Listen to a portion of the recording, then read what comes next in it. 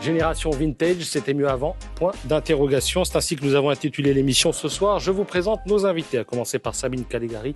Bonsoir. Bonsoir. Vous êtes psychanalyste, Oui. Auteur, alors c'est pas le sujet ce soir, mais auteur, je le rappelle, parce que on vous voit beaucoup à ce sujet en ce moment, d'un livre intitulé « Dans la tête de Zidane » aux éditions du Nouveau Monde, livre dans lequel vous portez un regard analytique sur le footballeur, bien sûr, Oui. mais aussi sur Sur l'homme. Et vous soulignez tout à l'heure qu'on est à la jonction de deux époques, de deux mondes.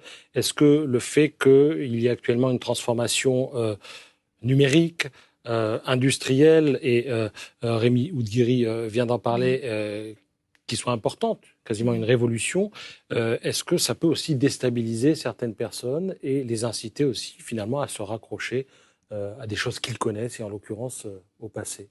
Alors, ce qui est intéressant dans tout ce qu'on dit, c'est qu'on voit que le vintage cristallise des attirances qui sont presque antinomiques.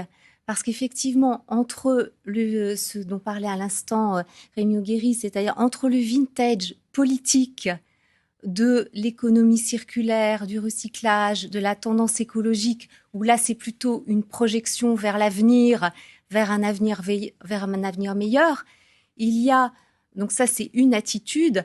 À l'opposé, tout à fait, comme vous le dites à l'instant, il y a un monde qui va très vite, il y a le digital qui exige qu'on ait un pôle pour pondérer ça, quelque chose qui nous laisse en quelque sorte, qui nous ancre dans notre histoire. Et au milieu, il y a quelque chose d'éternel dans le vintage qui est l'hommage au créateur et ce fait en fait très particulier que le progrès humain, ça n'est pas forcément une linéarité.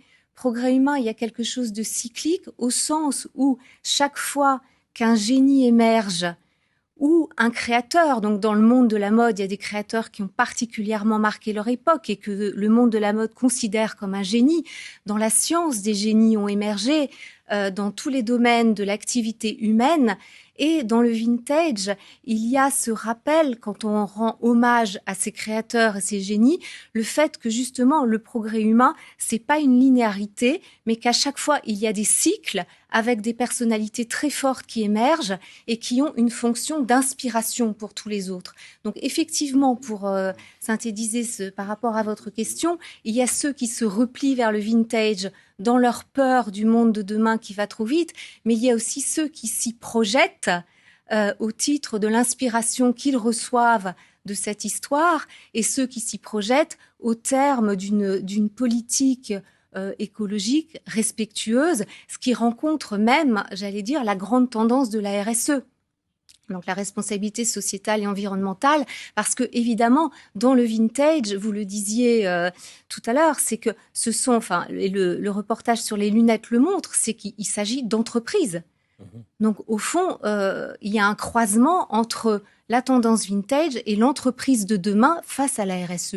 Donc ce serait finalement une bêtise que d'imaginer que l'avènement du vintage, c'est une sorte de palliatif à un manque de créativité de l'époque, quoi.